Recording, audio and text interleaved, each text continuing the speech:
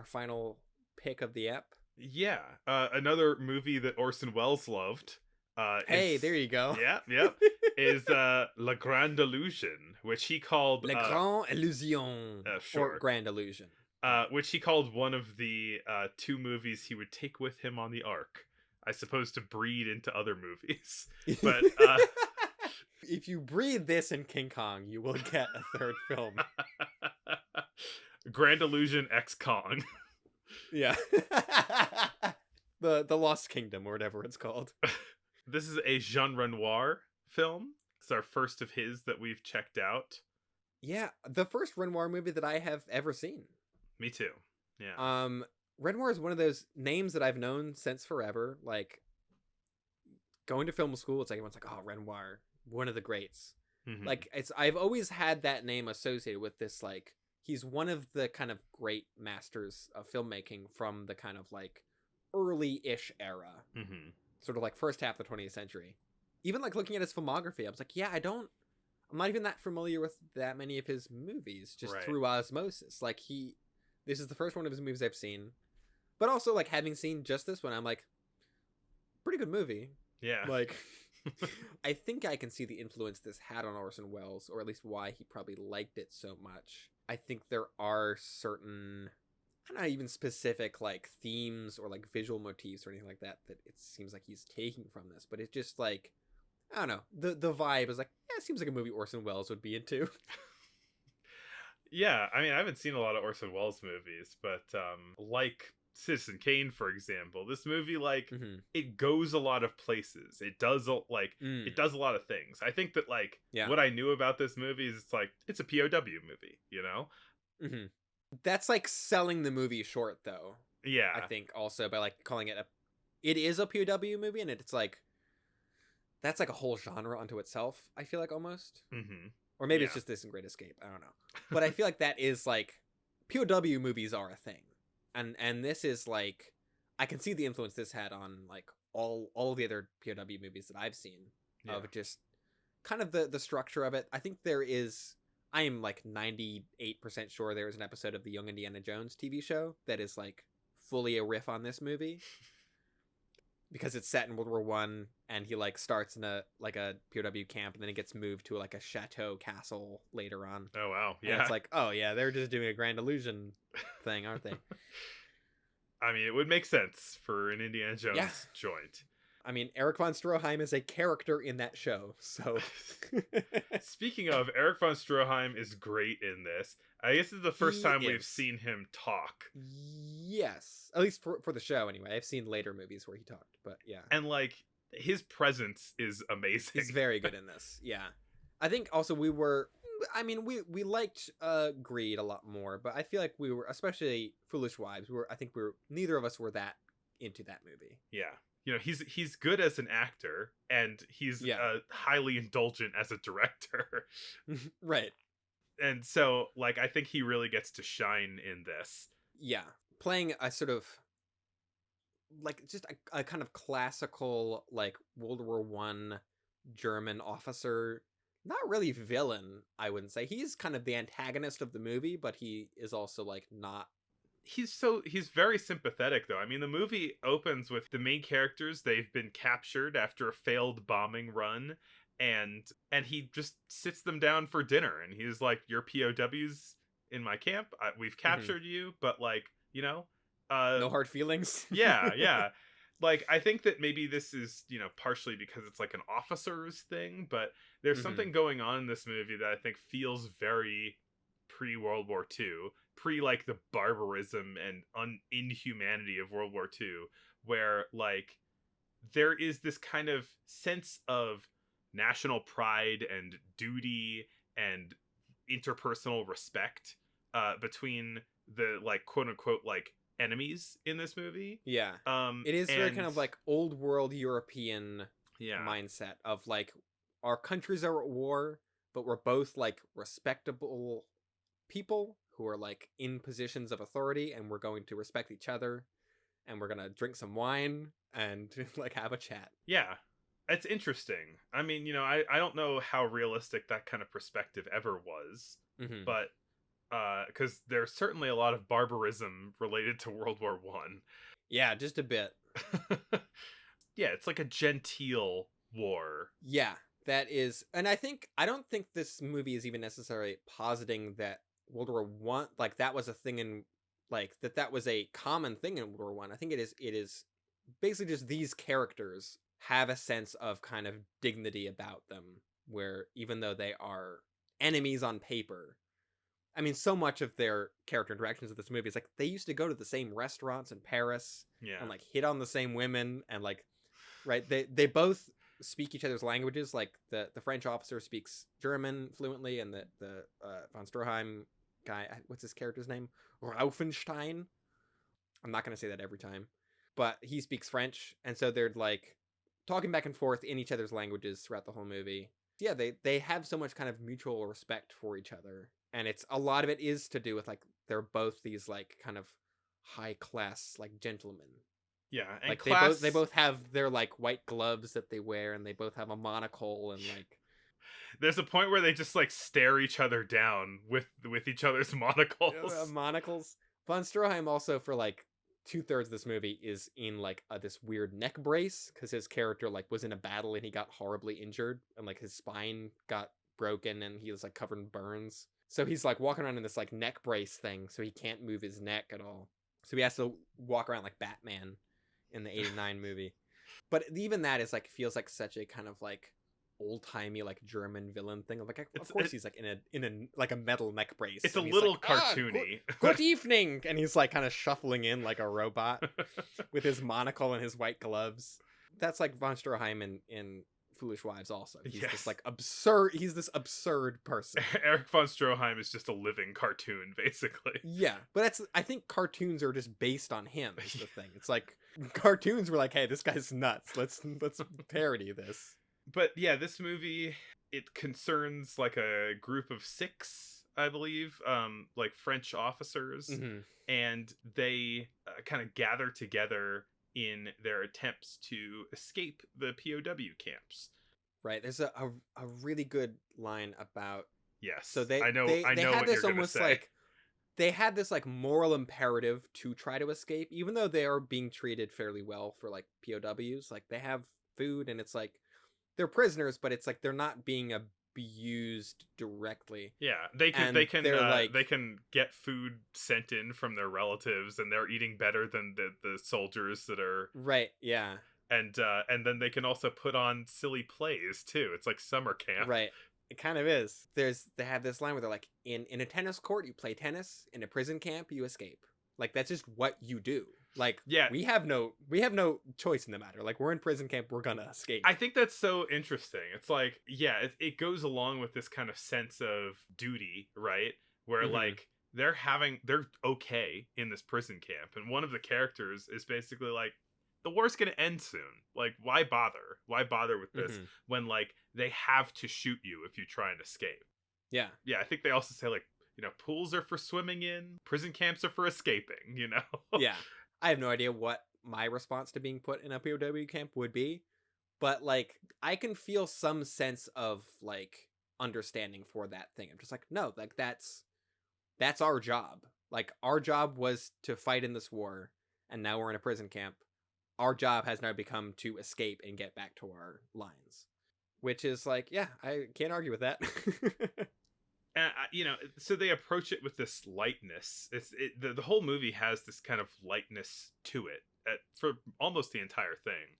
And yeah, but even though there's like a lot of grim stuff going on, right? It is like the lightest movie about like very grim things. Yeah, which is why it feels like this couldn't have been made after World War II. You know, a POW camp and a concentration camp are not the same thing, but like filmically they overlap enough that like you really can't like trivialize it this much after World unless War you're II, Hogan's Heroes. But yes. Hogan's Heroes aside, like I think that like this would be a different movie if it was set in World War II. Oh, for sure. very different. Yeah. Yeah. Yeah. If you look at Chicken Run, you know, that's a movie that treats POW camps and concentration camps very seriously. I mean, although I will say The Great Escape, what Chicken Run is based on, is set in World War II, and that also does have, other than like the end of that movie is incredibly grim, but it does have this kind of lightness of like we're planning an escape. Get all the boys together. We're gonna have a meeting, which it does share with this movie for sure. And I think with kind of like POW movies in general. I just watched the Apple TV Masters of the Air miniseries, and there's a whole POW like plot line in that's like 3 episodes long. And yeah, I watched that like concurrently with this movie, so I had a lot of like POW camp media getting ingested into my eyeballs. But yeah, I think like the vibes in a World War I prison camp versus a World War II one is like so different. Yeah, we touched on class a bit before talking about the sort of like main officers from the French and the Germans. There's a lot of like class commentary and just like class stuff in this movie, which I picked up on a lot of it for sure, but I think a lot of it also is couched in like interwar French like sociology, which I just don't have a good frame of reference for. Yeah, I know. So it's like I can tell that they're saying things. I don't know what they're saying. Not in terms of the language, but I mean just in terms of like what it means, what these references, what it means to have these characters interacting in the way that they are. Like they say, like, oh, you're a von something, and I'm a French name, and it's like there's some implication that it's like there's status that comes with these names. I think we said this in the like Foolish Wives episode. Like Erich von Stroheim is not his name. Like he made that name up for himself to sound like this like aristocratic German man. Because I think the von prefix is some sort of like, it's not royalty, but it's this like, it's a status thing. I don't really know what it means, but it's so his character in this movie is also von Raufenstein. And yeah, there's like, they talk about how like different diseases affect different kind of social classes. Like, oh, that's like a poor person's disease, or like, oh, that's a rich man's disease. They talk about like how there's one of the characters who is Jewish, and he's kind of like new rich, I guess. There's like the old rich guy who's sort of the leader of the group and has a monocle and like is the high class one, but the people who are like poor, the officers who are poor talk to the kind of rich Jewish officer, and they both agree, like, if we lost our money, we'd both be on the street, right? But like him, like he has the status, like that would never happen to him. But then like the non-statused rich guy, like he is sharing, like he's getting all of this stuff sent to him from his family, and he's sharing it with all the people around him. It's generosity, but he also admits that it's a bit of like this vanity thing of like, I want to be the one who is like giving people gifts. I want people to see me as this like benefactor, as this rich person. Yeah, and it's like, I picked up on enough of that to definitely, it is a very big thematic through line in this movie, is like the different social classes. And especially, it's also interesting, this being like a war movie where it's like everyone is being taken out of their usual kind of like place in society, right? It's like war is kind of equalizing to some degree, but it still lingers. I think this is a really interesting like war movie because it is like, there's no fighting in it, there's no like battle scenes in it, right? There's like no depictions of like open warfare happening, but it is so much about, I don't know, like the mindset of people in war, or at least during World War One. And I find that very interesting to watch, especially what this movie is so kind of like philosophical. Also, it's like a lot of people like sitting in rooms discussing ideas. why escape? Very French. One of the main guys, I think he's the one who kind of is the most famous, wears a black jacket the whole time. He's the one that Maréchal, yes, I think is his name. Like he is the one who's saying like, why try to escape if the war is going to be over soon? And the kind of title drop in this movie is one of the other characters telling him that it's an illusion that the war will ever end, basically. Which I was watching this with Jack Vernick, who was on our Irmov episode. Friend of the show, Jack Vernick. And we were thinking, like, you know, this is made like 2 years before Germany invades Poland, right? And like there's like clearly some scary stuff the happening. Same year that the Luftwaffe bombed Spain. Yes. Crazy. And it's like, you know, all of that, the Nazi stuff, like it was born out of World War One. And so like it's kind of saying like the war didn't ever end. Even when the war ended, like it's an illusion that the war ended. Yeah. And then 2 years later it picked back up again, you know? Yeah. They drop the word illusion several times throughout the movie. I've been like, it's an illusion. I'm like, title maybe? at least an indicator toward the theme. Yeah. I do think that is probably like the most direct, that is like the kind of most, that's the closest the movie gets like making a thesis statement of like what the grand illusion is that it's like, but I it's kind of weaved throughout the whole thing of just like the illusory nature of war or of, you know, humanity or, you know, all kinds of stuff. A thing that I really kind of was struck by, and I think that it's just like always, you put this in a story and I'm just like, well, that I'm sold, is there's a big kind of through line in this movie of kind of art, especially music, being used as like a means of escape and of like taking nice college essay thesis there. Yeah, there you go. And kind of like taking what's the right, like taking agency over like someone's predicament. Like they're in a prison camp, but it's like, we're gonna put on a show and you can't stop us. Or like there's a lot of stuff with music and of art and of like that being this thing that is like, we need to hold on to this, and this can actually be used as like a means of escape, not just for our like our minds and our souls, but like literally, like this can help us escape the prison camp. Yes. Which rules. Like anytime it's like anything that's about just like the power of art, I'm just like, ugh, put a fork in me, I'm done. Like, put a fork in me, I'm done. I don't know if that's the correct usage of that metaphor, but yeah, I mean they're like putting on this like wacky like Ziegfeld Follies show where they're all in drag and they're all like going through like boxes of stockings and like getting horned up over just like seeing stockings. Right. They're like, oh boy, these stockings are really something, fellas. Imagine a lady attached to these. I know. It's like that's how long it's been since they've seen a woman anywhere. Well, and then like one of them, you know, shape of a leg. And like as they start getting into drag, like there's one particularly effeminate looking man who gets into a full getup, and then he just like stops everyone in front of him because they're all just like, oh my god, that's almost a woman right in front of us. Maybe pre-code. I would not expect to see that in an American film. Probably not. From the 1930s. Pre-code maybe, but yeah. But in a French film, for sure. And yeah, I don't know, like, because there is that like put on a show thing, because then while they're putting on the show, it gets interrupted where they get news from the front that the French have like taken this town. Yeah, and crucially, like they're performing the show mostly for the other POWs, but they've invited the Germans to watch too. Yeah. Like, come see the show.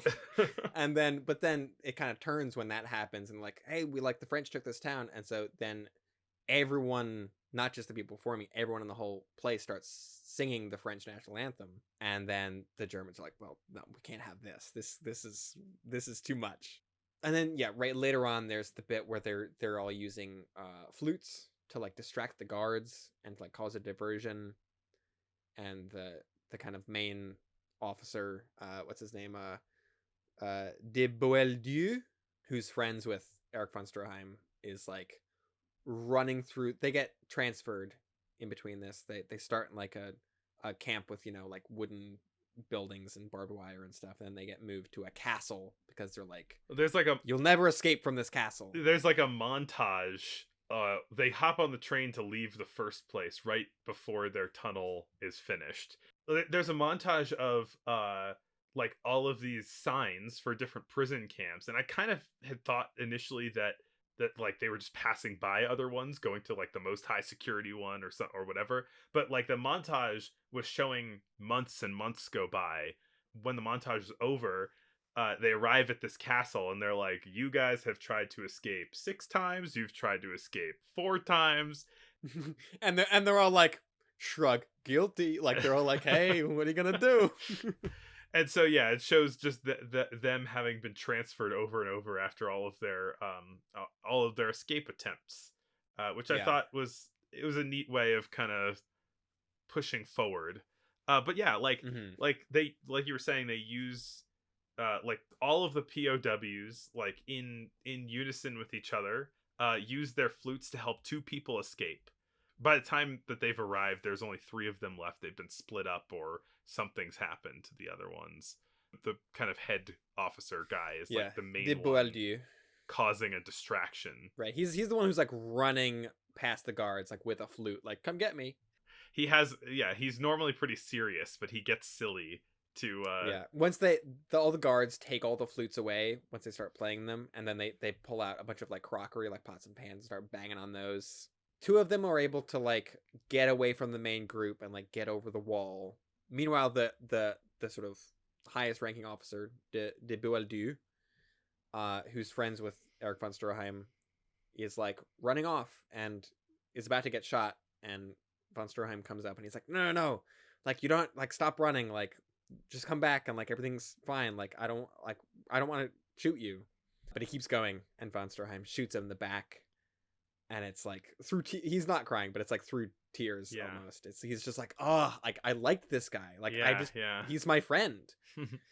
Because they had like, there's been, you know, multiple scenes of them just like hanging out, having a drink, like talking to each other, like reminiscing about like the old times they used to like eat at the same restaurant and in Paris, Maxime's, which is still there. I looked it up. I want to go now. So he doesn't die right away. He kind of like gets put on an IV, and he's like, he got shot in the stomach. slowly dying from his gunshot wound. And von Raufenstein comes in, and he's like asking him to forgive him for shooting him. He's like, forgive me, like I didn't want to do it, but you were running away, like I couldn't. There's so much tenderness in the scene where I'm like, if they kissed, I would not be surprised. Like they are right up in each other's face, and it is like there's so much just like, hey, there you go, Wings did it. I'm holding up a Wings poster for the listening audience. And yeah, that scene was very very sad. Yeah. And like I kind of thought that the movie might have ended around there. Like they escaped, they walk off, and they get home. But like it's got a whole like last act to go. The 2 that escaped, one of them is the Jewish officer. Yeah, and like Rosenthal. This is where that becomes more pertinent, I think. There's like a flight of anti-Semitism between the 2 of them. They're on the run together, kind of like fleeing through Belgium or France or wherever they are, living in ditches, trying to avoid patrols and things, and they just start resenting each other like immediately, because Rosenthal also has an ankle injury that he got during the escape, so he's like can't walk as fast.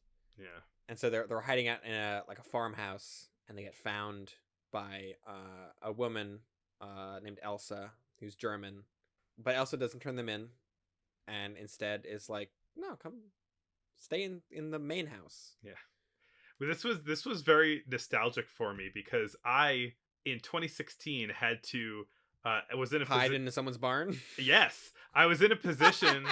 I was in a position where I've never heard this story. I was in Germany, and I had to hide in someone's barn.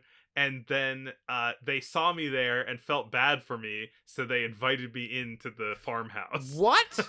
This movie happened to you? It was me and a couple of my friends were hiking a mountain in Germany. We got kind of a late start, and like normally you're supposed to hike up and then take like a cable car down or something like that. There is a cable car, and it had closed, which we didn't know. And then it very suddenly started hailing really hard and lightninging really like thunder and lightning all over the place. And we were at the top of the mountain basically by ourselves, like everybody else knew what the deal was and had left. And so we started just running down the mountain, trying not to get Holy struck shit. by lightning. I had my sandals on and they like broke. Uh, and, and it started raining like so hard.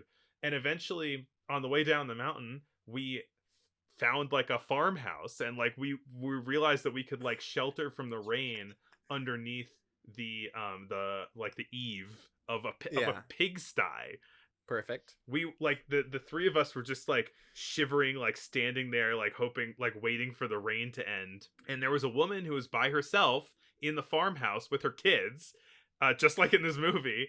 And she like kind of looked out and like saw us, and we were like, "Come on, lady! Like we're suffering over here."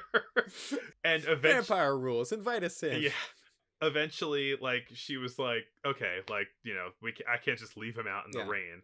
So after like 10 or 15 minutes, she let us in. We introduced ourselves, and she didn't speak like a lot of English, but like we got by. Yeah.